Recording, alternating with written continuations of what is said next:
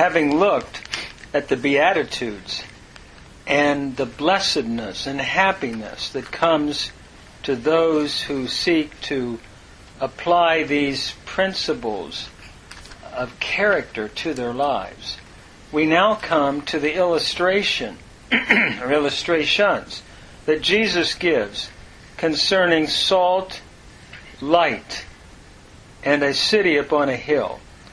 Notice in verse 13 and following, it reads, "You are the salt of the earth.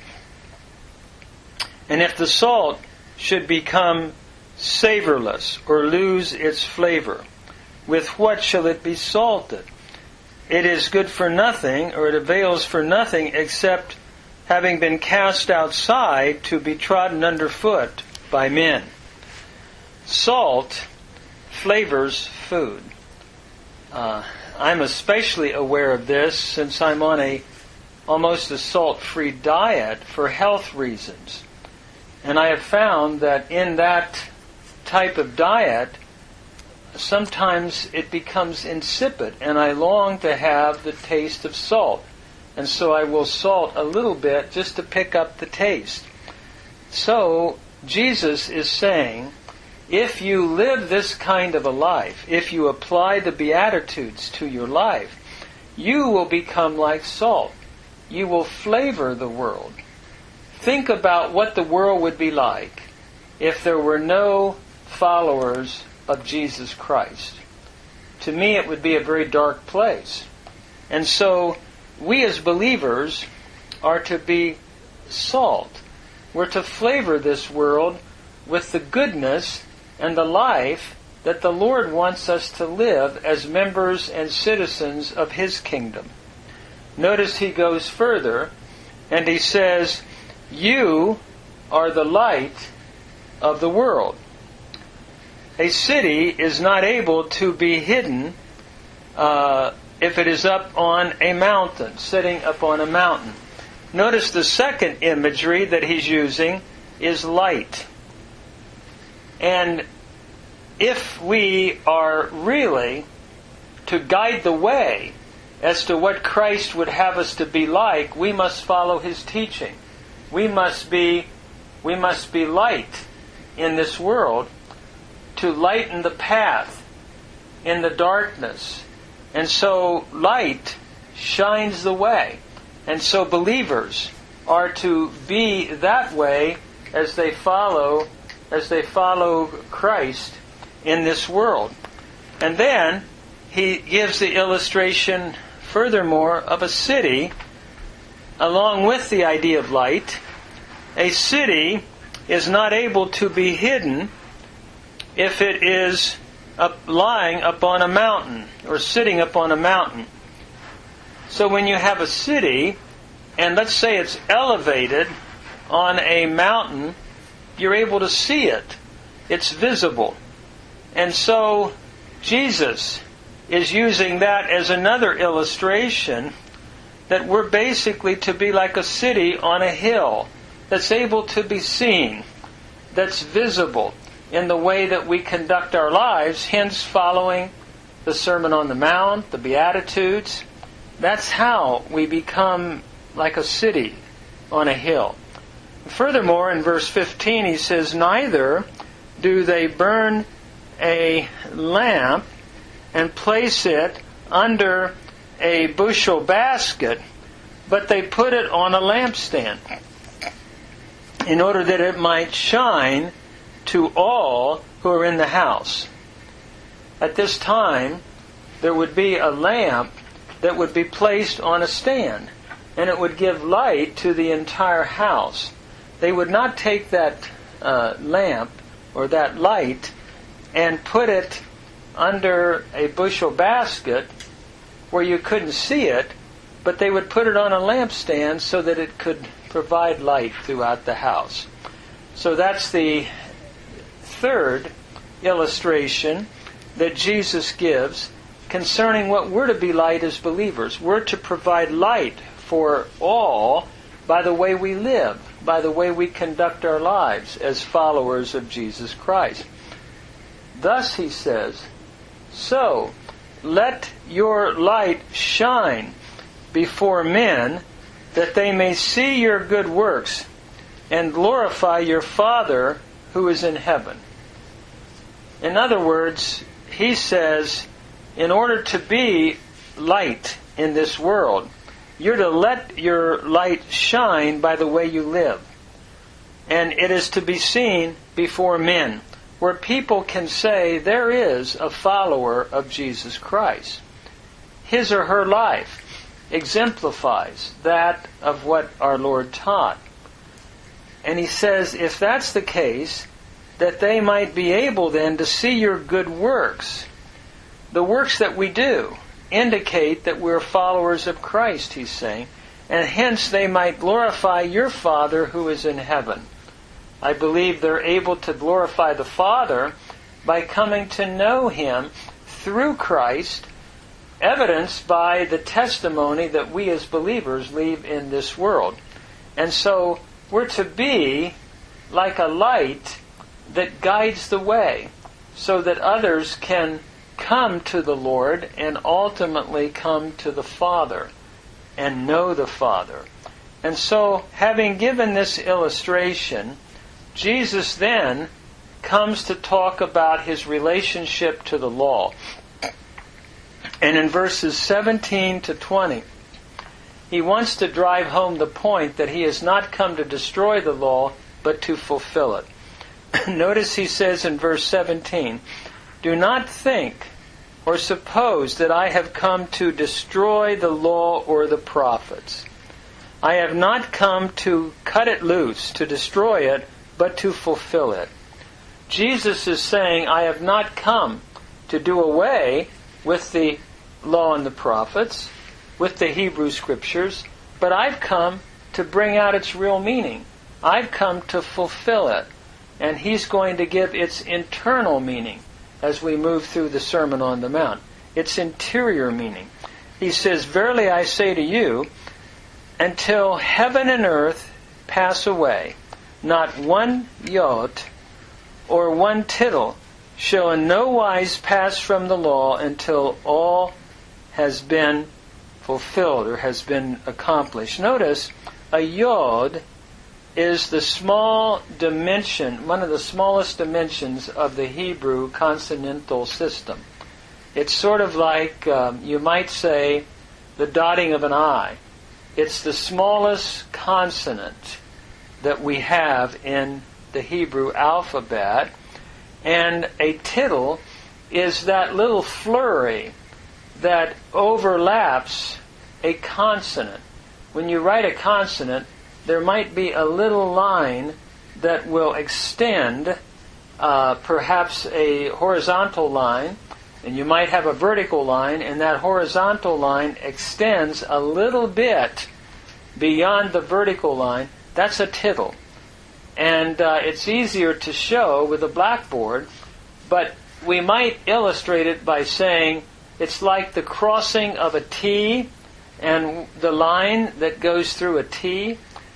And so you might say that what Jesus is really saying here is, look at the smallest dimension of the alphabet in Hebrew, a yod and a tittle. I've come to fulfill the law to that degree.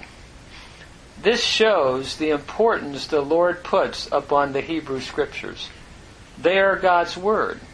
They are the holy, inerrant Scriptures that he rested in, that he trusted, that he affirms. And so don't think he's saying that I've come to destroy it in any way. I've come to fulfill it, to bring out its interior meaning. He goes on to say, in verse 19, "Whosoever, therefore, should destroy one of these least commandments and teach men thus shall be called least in the kingdom of heaven. But whosoever shall do and teach, this one shall be called great in the kingdom of heaven." I believe Jesus is saying, what I'm teaching you, as I've come to fulfill the law and the prophets, the very least commandment that I'm teaching you needs to be fulfilled.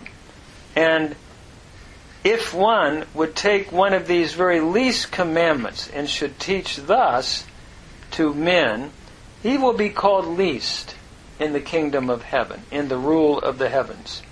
But whosoever, and notice he puts do before teaching, whosoever shall do and teach.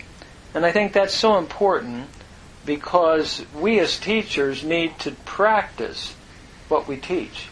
Our walk needs to precede our talk. So whosoever shall do and teach, this one shall be called great in the kingdom of heaven. The one who's willing to do these least commandments that I'm teaching, which really is fulfilling the law and the prophets, this one will be called great in the rule or the kingdom of the heavens, or the kingdom of God. For I say to you, except your righteousness exceed that of the scribes and Pharisees, you will in no way enter into the kingdom of heaven.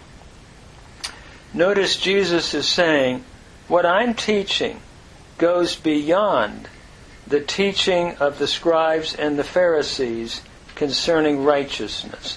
Now the word righteousness here, dikaiosune, I believe is looking at the application of the Torah, bringing out the interior aspects, looking at how one lives.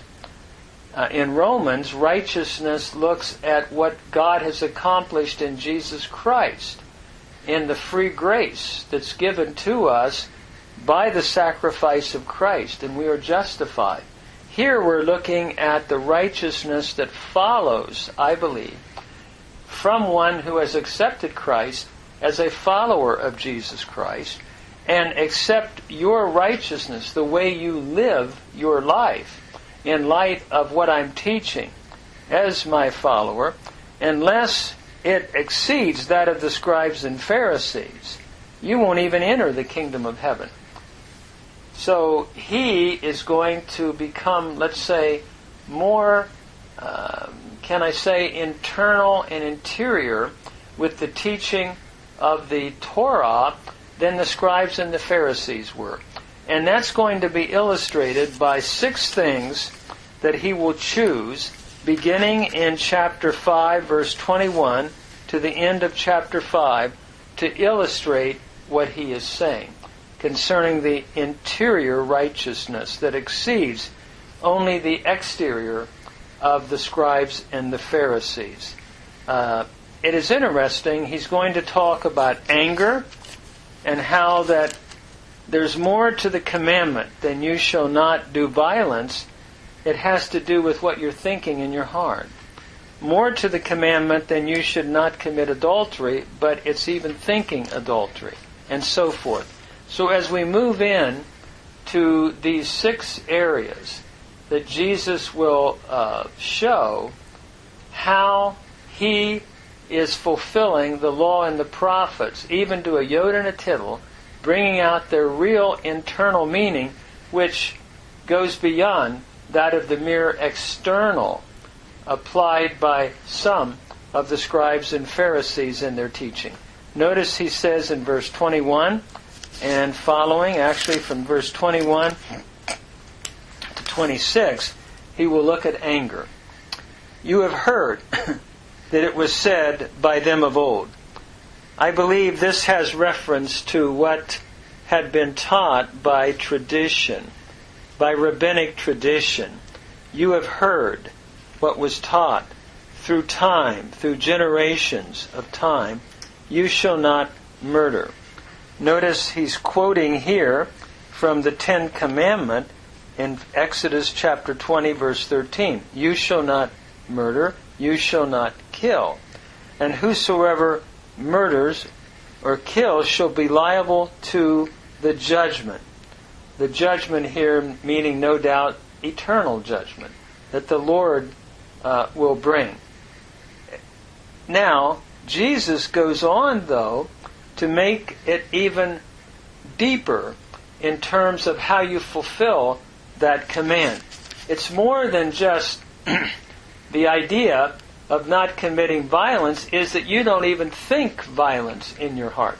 You don't even think hatred in your heart. Notice he says, "But I say to you that everyone who is angry with his brother is liable to the judgment." In other words, if in your heart you're harboring anger and bitterness and hatred towards someone, you're liable for the judgment. "And whosoever shall say to his brother, Rakah," Rakah is an Aramaic word brought into Greek meaning empty-headed one, "shall be liable for the Sanhedrin." The Sanhedrin is the highest law, highest court among Jewish legal standards. It's the highest court that one would go to. And whoever says that, meaning empty-headed or fool, can be liable for the Sanhedrin, the highest court.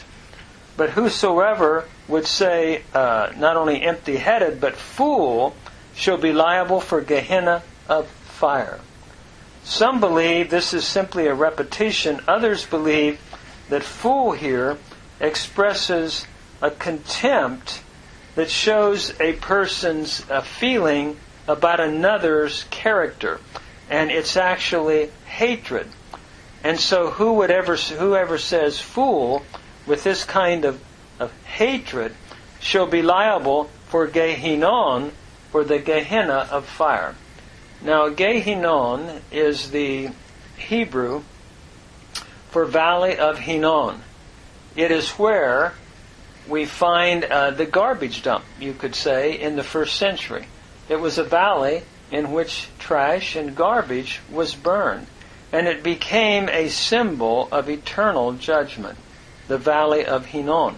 So, whosoever would say, "You fool," out of hatred for a person and a person's character, calling a person like a scoundrel, and doing it with a hateful spirit, is going to be liable for Gehenna of fire. One of the interesting things that we need to think about is that often in some circles of even Christianity, there is expression of hatred toward other people who differ with certain, let's say, political viewpoints that some may have. And one of the tragedies is that Christians are not to be people that stir up hatred, but we're to be followers of Christ. We're to bring the love of the Lord, and we're not to harbor hatred and internal anger toward anyone. And so Jesus is saying, if you do that, it's as though you've committed the external act of violence against someone. So he's fulfilling the law to a yod and a tittle, going beyond that of the simple command to a deeper level. And one who is harboring hatred in one's heart, it's as though he's done violence to another. This is what Jesus is saying. And so he goes on to say, therefore, if you bring your gift upon the altar, and there you're bringing your gift to the temple, to the altar, and you remember that your brother is having something against you, then you leave it there. That is, you leave your gift there before the altar and go first be reconciled to your brother, and then come and offer your gift. As one would go to the temple at this time with a gift, and then one would remember before offering it to the Lord, I have a problem with my brother. My brother or sister has something against me. I need to go and make it right. I need to go and first be reconciled to my brother, and then I can come and offer my gift. How important that is to seek reconciliation with others. I'm reminded of the Lord's Prayer that we'll hear shortly, that the Lord will teach us shortly about in the Sermon on the Mount. We're to forgive and ask for the Father's forgiveness as we forgive others. And so how important it is to make things right with our fellow human beings before we come and worship the Lord. We need reconciliation and then carry out prayer and worship.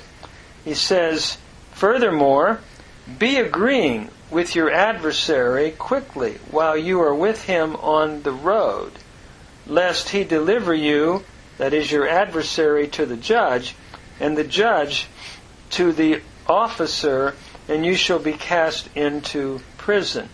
Verily I say to you, you shall no wise come out until you have paid the last kor. The Greek actually is kadrantein, which literally is looking at the last penny. In the Lord's time, it was like about 1.5 cents. A korantes, a quadran, was a Roman coin that was used in the time of the Lord. So think about a penny, meaning to the very last dimension. You will have to pay that. And so even in practical situations, try to make things right before you get to court, Jesus is saying. And before your adversary takes you to the judge, and before you're put into prison, and you won't come out until you've paid the last 1.5 cents, or we could say 1 penny. In other words, you'd have to pay all of it. So it's wise to seek reconciliation before you go to court. Try to settle things outside of the courtroom, Jesus is saying, between you and another believer. And so a Christian's attitude in this first area that he deals with is to have an attitude that does not harbor anger or any kind of hatred toward anybody, but an attitude that is wanting reconciliation and peace with all people. To harbor anger is as though you've broken the Torah and you basically have not fulfilled the 10 Commandments, but you've done violence to another person with that anger in your heart. That's the first point that Jesus makes, showing how he has come to fulfill the law, even to a yod and a tittle. The second point deals with adultery. And so in verses 27 down to verse 30, he talks about adultery. You have heard, you shall not commit adultery. Again, he's referring back to the 10 Commandments, where you shall not commit adultery, in Exodus 20, verse 14. But and that's been taught, you should not do the act of adultery. But I say to you that everyone who looks upon a woman to lust for her already has committed adultery with her in his heart. In other words, to even think adultery in the heart, it's as though one has committed it. So again, notice the internal emphasis that Jesus is making relative to the 10 Commandments. It's not that you only don't commit adultery, you don't do that, but you don't even think adultery in your heart. I'm reminded, I was so moved when one of my professors in seminary was telling me about the president about a professor that he knew. And this particular professor of theology was a very godly person. And he tells the story how that he came to class, and before class he asked prayer from the class. He said, as I was getting off of the train today, or the trolley car, I noticed a lady and I noticed her calf, and I had the wrong thought. And before I teach theology, I would like for you to pray for me so that I can ask the Lord to forgive me. He said, I never forgot that day. And that made such an impression upon him, and he shared that with us as his student. And I've thought how we need to purify our heart of any kind of immoral thinking toward the opposite sex. This is what Jesus is dealing with here. And so he says, if your right eye is causing you to stumble, then cast it, or take it, and cast it from you, for it is better that you might only have that you might lose one member, than that all the body should be cast into Gehenna. In other words, whatever it is, and he's using a hyperbole here, he's not literally saying that you take your right eye and pluck it out, but whatever it is that's causing you to stumble, remove it. Take it away. Don't read things that's going to cause wrong thoughts, or watch things that's going to cause illicit thinking. Don't read pornography or watch shows that have to do with moral issues, because it gets in the mind, and Jesus is saying, don't do that. This is not what my followers do. And if your right hand is causing you to stumble, then cut it from you and cast it from you. In other words, again, whatever it is that's a trap, sort of like a trap catching an animal. And that's the kind of thing you're to cast from you, lest you be entrapped. So if your right hand is causing you to stumble over a trap of immoral thinking, then take whatever that is, cast it from you, for it is better that you lose one of your members, and not all the body go into or depart into Gehenna.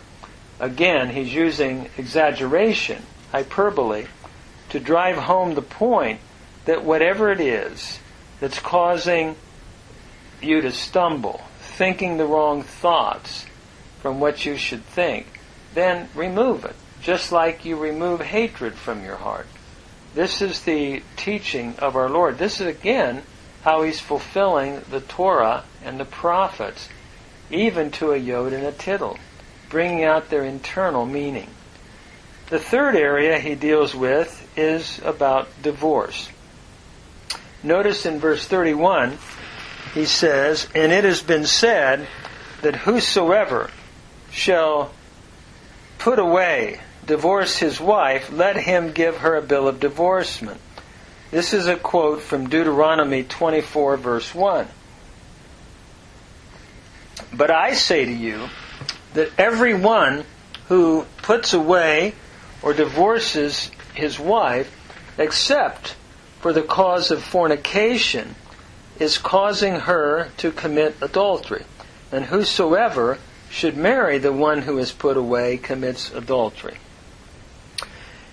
In the rabbinic world, the school of Shammai was very strict as far as marriage was concerned.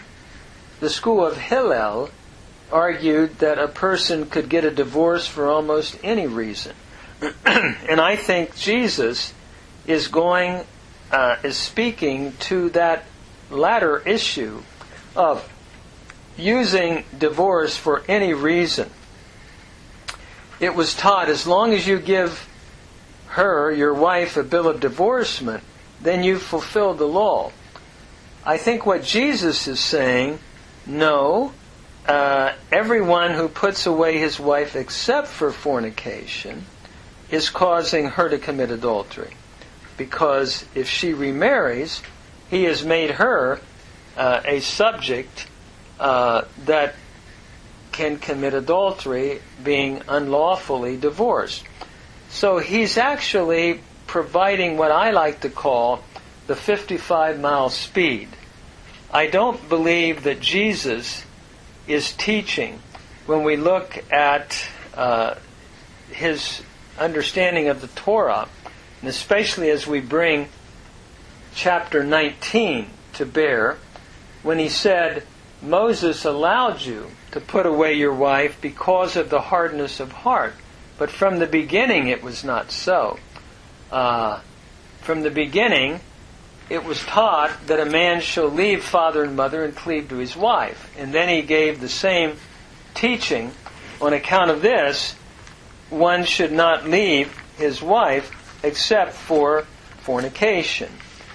One of the things I think Jesus is addressing in these texts is that basically some had taught that you could get a divorce for any reason. And they basically were going against the standard, can we say, the overall standard. And I like to use the word or the illustration from speeding. The normal speed is 55 miles an hour, let's say. However, if you have a heart attack victim, when the emergency vehicle may have to go 80 miles an hour to get to the hospital to save a heart attack victim. I believe that was the purpose of Deuteronomy 24, verse 1. That whosoever shall divorce his wife because of an unclean thing is basically, I believe the text basically there is speaking about the hardness of human heart relative to emergency vehiculism. However, what happened, it was taken as the normative application so that everybody can become an emergency vehicle. And so if we are thinking, let's say, from a practical illustration, you have a heart attack victim, you have to get this victim to the hospital, so you break the 55 mile an hour speed. I think that's what Deuteronomy 24 is all about.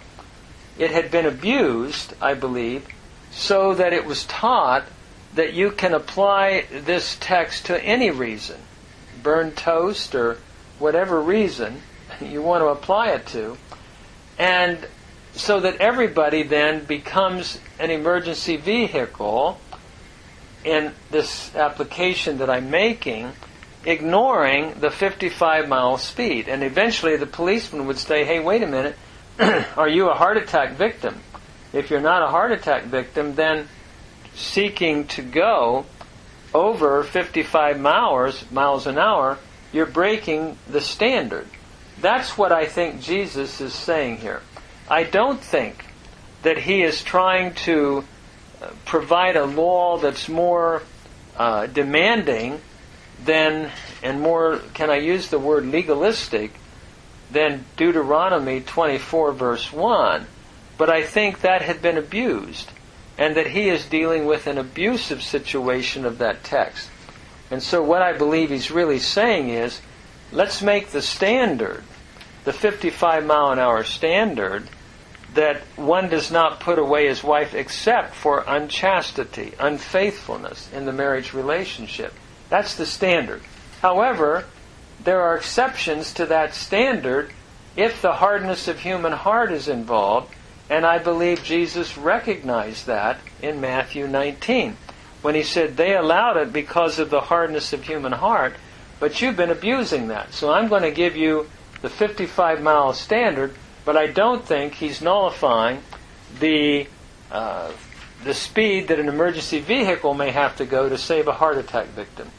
So I truly believe that Jesus is expounding that text out of a misuse rather than trying to give a more stringent standard than Deuteronomy 24 verse 1 applied to. And so to summarize it, can we say, instead of just getting a divorce for any reason and claiming to be an emergency vehicle, you need to apply the standard normatively. However, if the hardness of human heart is involved, I truly believe Jesus wants mercy rather than sacrifice. And I see this vividly illustrated on the Sabbath when he allowed the eating of grain by his disciples. But the Pharisees forbade that because it was the Sabbath. But again, he said the Sabbath was made for man, not man for the Sabbath. And I believe the same thing is true. Marriage is made for mankind, not humankind for marriage. And therefore, emergency vehicleism is still applicable. I believe Jesus alludes to that reality in Matthew 19. But let's have a standard so that everybody doesn't become an emergency vehicle. I think that's the point. And the 55-mile-an-hour standard is that you don't just go out and write a bill of divorcement for any reason except for fornication. But if there is the hardness of human heart, then Jesus certainly would not go against what he had already inspired in Deuteronomy 24, verse 1. Then as we go on, he talks about the teaching of oaths. Again, you have heard that it was written by them of old, you shall not swear, but you shall give your oaths to the Lord, in verse 33. This is a quote from Leviticus 19:12.